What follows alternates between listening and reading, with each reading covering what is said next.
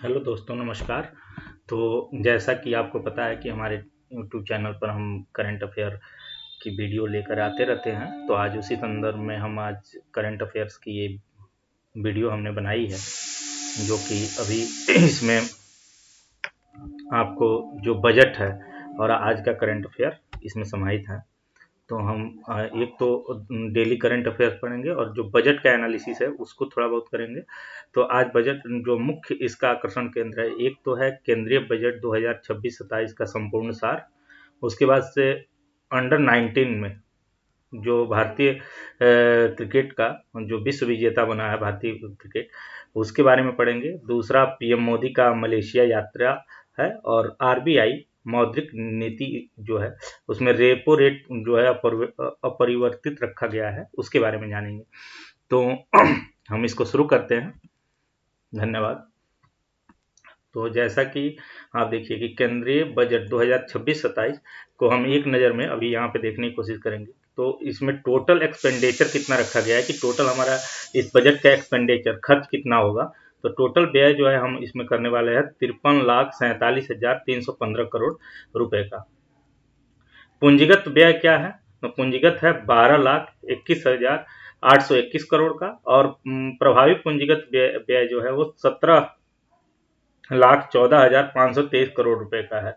GDP का विकास दर कितना रहने वाला है?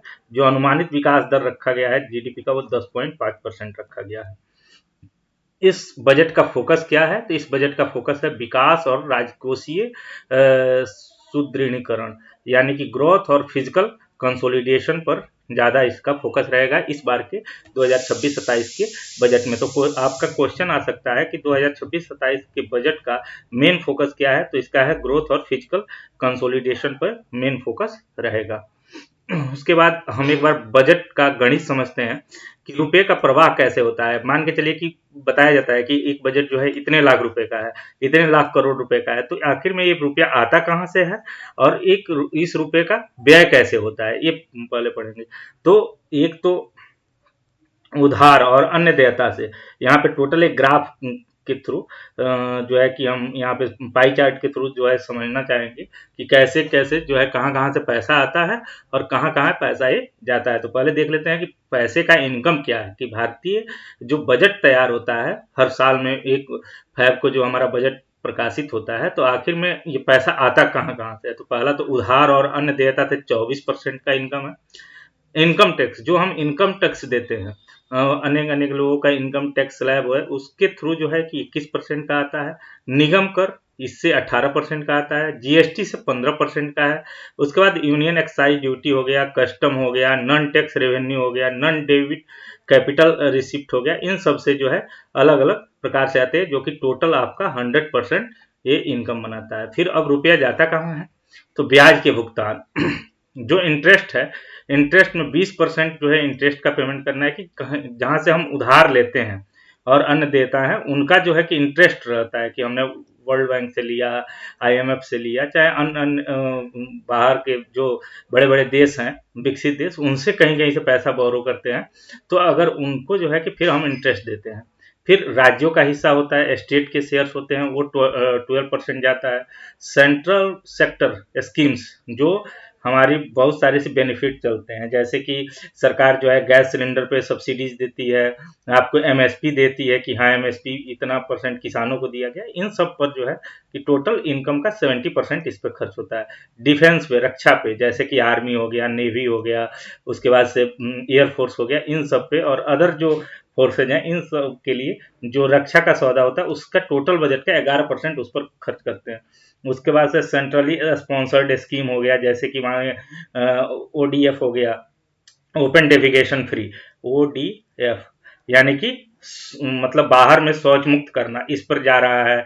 उसके बाद से गंगा सफाई योजना है, गंगा गंगा का सफाईकरण हो गया। फिर आपका उसके बाद से क्या हो गया कि अनेक प्रकार की स्वच्छ भारत अभियान हो गया, नल जल योजना हो गया, अनेक प्रकार की योजनाओं पे जो है कि ये हमारा इतना % जाता है। फिर फाइनेंस और कमीशन और अदर ट्रांसफर पे जाता है। मेजर सब्सिडीज जो है उस पे देते हैं, सिविल पेंशन पे देते हैं, अदर एक्सपेंडिचर सिविल लोगों को जो पेंशन प्रोवाइड होता है, जैसे जो लोग रिटायर हो गए हैं या जिनको अनेक प्रकार की स्कीमें दी जानी है, जैसे आपको क्या कहा जाए इसमें, मान के चलिए कि जो बुजुर्ग लोग हैं, बूढ़ा पेंशन हो गया, ये सारे सिविल पेंशन हो गए, जैसे उसमें जो है कि अलग अलग उसमें जो है पैसा जाता है, अदर एक्सपेंडिचर में पैसा जाता है। तो ये इस तरह से सरकार के बजट का जो है कि खर्च है। अगले स्लाइड में पढ़ते हैं कि डेफिसिट ट्रेंड्स क्या है, घाटे का आंकड़ा। ठीक है कि हमेशा आप सुनते होंगे कि राजकोषीय घाटा जो है इतना परसेंट रहने वाला है, राजस्व घाटा इतना परसेंट रहने वाला है, प्राथमिक घाटा क्या है। तो हम यहाँ पे देखेंगे पहला हमारा ऑप्शन है कि राजकोषीय घाटा। तो फिजिकल डिफिसिट कितना, 4.3% का। इसका लक्ष्य है 16,95,768 करोड़ रुपया, इतना जो है कि फिजिकल डिफिसिट रहने वाला है। राजस्व घाटा, रेवेन्यू डिफिसिट कितना होने वाला है, 1.5% का। प्रभावी राजस्व घाटा कितना होगा, इफेक्टिव रेवेन्यू डिफिसिट जो है 0.3% का, और प्राथमिक घाटा प्राइमरी डिफिसिट 0.7% का।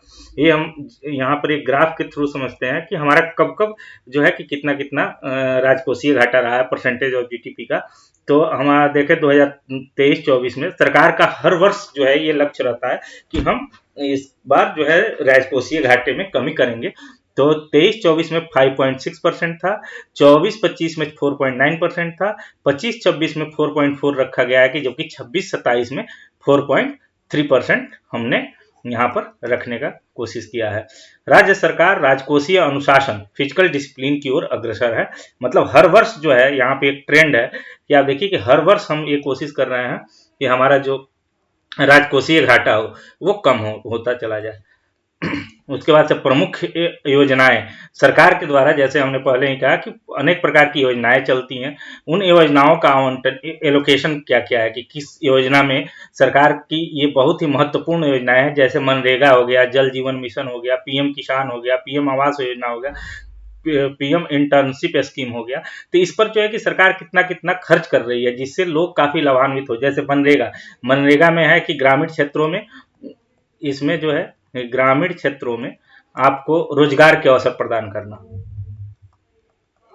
रोजगार के अवसर प्रदान करना। इसमें ग्रामीण क्षेत्रों में रोजगार के अवसर प्रदान किया जाता है। इसमें कोई स्किल्ड एम्प्लॉयमेंट नहीं होता है, इसमें नॉन स्किल, जैसे कि मिट्टी की कटाई हो गई, तालाब बनाना हो गया, ये सब नॉन स्किल्ड जो है एम्प्लॉयमेंट है। इसमें 120 दिन की जो है कि सरकार मनरेगा में जो है कि जॉब गारंटी देती है ग्रामीण क्षेत्रों में। उसमें जो है कि सरकार का लक्ष्य है कि हम लोग इस बार 86,000 करोड़ रुपए का इसमें मनरेगा में आवंटन करेंगे, जिससे क्या होगा कि ग्रामीण क्षेत्रों में अनेक प्रकार के डेवलपमेंट के काम होंगे, गांवों को और सुदृढ़ किया जाएगा, और जो है कि तालाब हो गए, पोखर हो गए, उसके बाद से आपको नहर नलकूप हो गए, अनेक प्रकार की परियोजनाओं को लेकर के और ग्रामीण विकास का काम किया जाएगा, जिस पर टोटल 86,000 करोड़ रुपए जो है सरकार इस पर खर्च करने वाली है। जल जीवन मिशन, तो जल जीवन मिशन जो है इस पर 67,670 करोड़ रुपए जो है खर्च करने का सरकार का लक्ष्य है। जैसे कि आपको पता होगा कि बिहार सरकार एक बार जल जीवन हरियाली कि जल हो, जल शुद्ध जल मिले, उसके बाद से इससे जीवन लोगों का लाभान्वित हो, और हरियाली ग्रीनरी को लेकर के आई थी। उसी प्रकार से एक केंद्र सरकार का है कि जल जीवन मिशन, इस पर जो है कि 67,670 करोड़ खर्च करना। पीएम किसान योजना, पीएम किसान में आपको पता है कि 2-2 हजार रुपए प्रत्येक तिमाही जो है लोगों को मतलब मिलता है खाते में, उनको डायरेक्ट डीबीटी के माध्यम से आता है 2,000 रुपये प्रत्येक किसान को, कि खाद खरीदने के लिए, चाहे जो छोटे और किसान थे उनके पास जो है पैसे नहीं होते थे, तो उनको सरकार जो है कि अभी फिलहाल 2,000 रुपये देती है, जिससे वो अपनी खेती को सही कर पाए। तो इसमें सरकार ने लक्ष्य रखा है कि टोटल हम 63,500 करोड़ जो है कि खर्च करेंगे, और लोगों के डायरेक्ट उनके खाते में 2,000 रुपये जो है भेजने का काम करेंगे। उसी प्रकार है पीएम आवास योजना।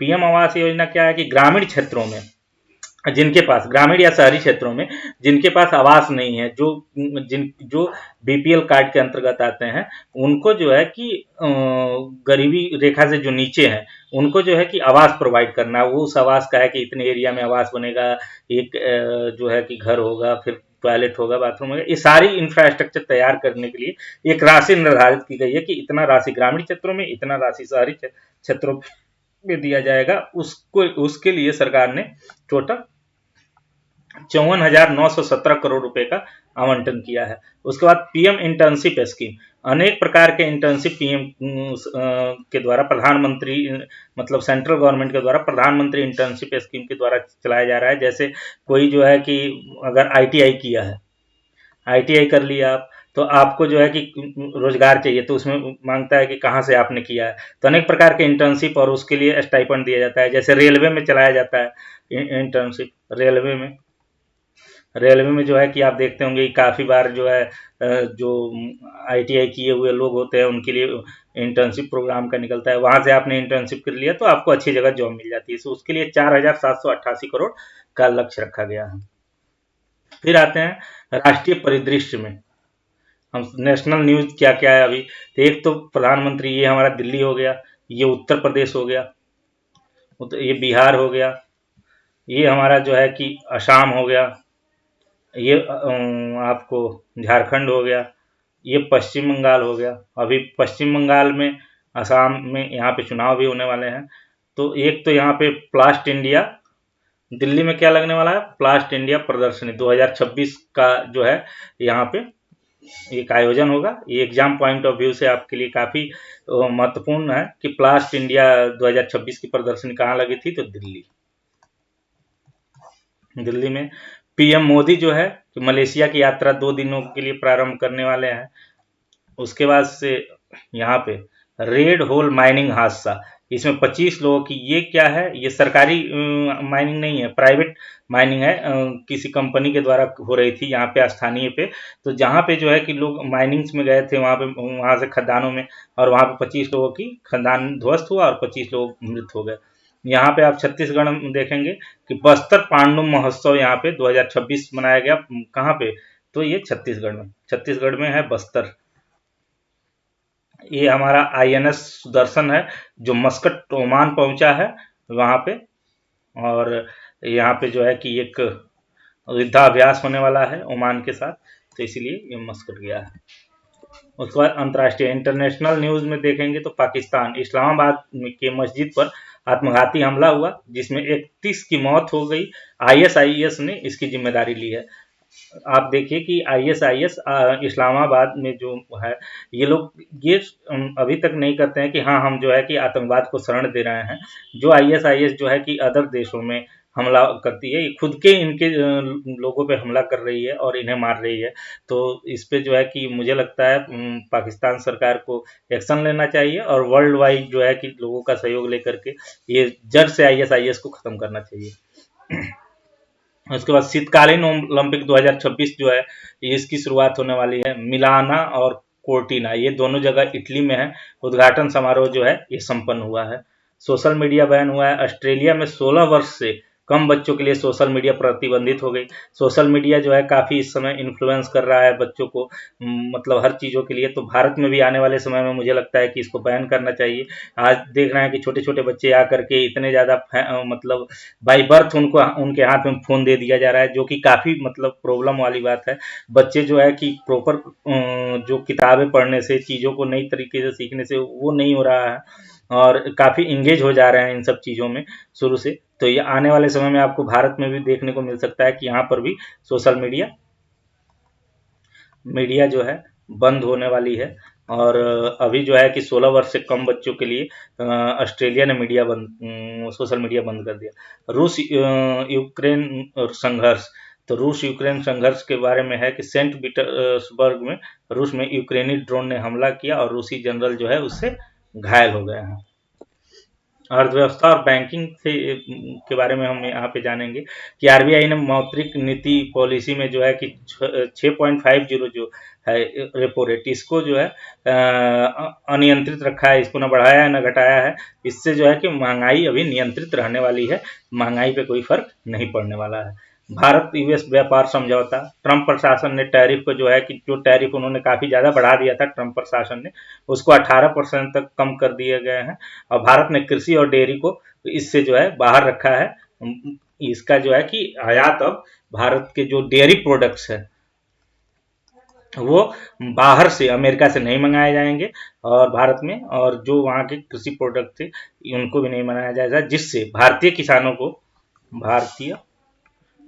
को काफ़ी बूस्ट मिलने वाली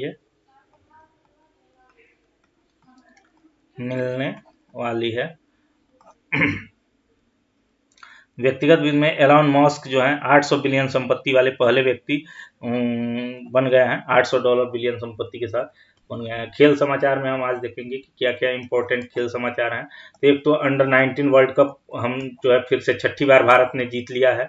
इंग्लैंड को हमने 100 रनों से हराया। काफ़ी हमारे जो सूर्यवंशी हैं बिहार के, सूर्यवंशी ने 175 रन लगाए हैं इसमें। और इसका आयोजन कहाँ हुआ था? जिम्बाब्वे में हुआ था और काफ़ी जम के धोया है अंग्रेजों को। और T20 वर्ल्ड कप जो है कि श्रीलंका में शुरू होने जा रहा है 2026। टेनिस ऑस्ट्रेलिया ओपन 2026 के विजेता हैं कार्लोस अल्कराज और हराया है नोवाक जोकोविच को। विज्ञान, तकनीकी और इतिहास से संबंधित सेमीकंडक्टर मिशन 2.0 का बजट आवंटन 1000 करोड़ का है।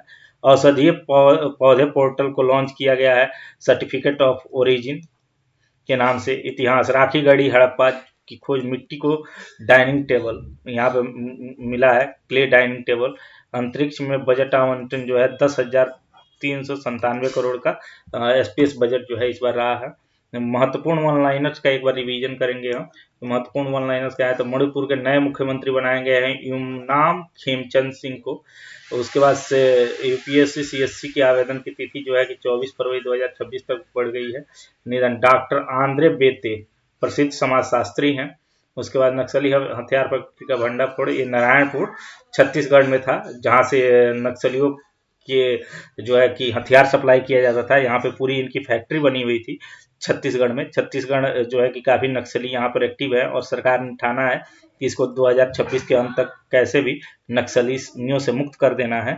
तो इसीलिए यहाँ इसके छापे पड़ी और ये भंडाफोड़ हो गया नारायणपुर छत्तीसगढ़ में। रेलवे ने अपना आधिकारिक लोगो कब अपनाया था? तो रेलवे ने 1951 में अपना आधिकारिक लोगो अपनाया था। Uttar Pradesh 100 dog shelter home स्थापित किया है, जो लवारिस कुत्ते होते हैं उनके लिए एक प्रॉपर शेल्टर रूम। आज का सुविचार है, सीखना कभी नहीं रुकता। आप जितने अधिक जिज्ञासु होंगे उतना अधिक बुद्धिमान बनेंगे। तो सबसे बड़ी चीज़ ये है, आज के सुविचार से हमें ये सीखने को मिलता है कि हमें कोई भी चीज़ के बारे में हमेशा सीखते रहना चाहिए। अच्छे अच्छे नॉवेल्स पढ़ने चाहिए। हमेशा चीज़ों को तार्किक तौर पे देखना चाहिए, जिससे कि काफ़ी हमें कुछ सीखने को मिल सकती है। और टिप्स है कि बजट के आंकड़ों को रटने के बजाय उनको समझने का ट्रेंड बनाए। बढ़ रहा है या घट रहा है तो समझे, और ये आपको काफ़ी हेल्पफुल करेगा। बाकी हम डेली जो है ऐसे ही करंट अफेयर्स की वीडियो लेते आ रहेंगे। धन्यवाद।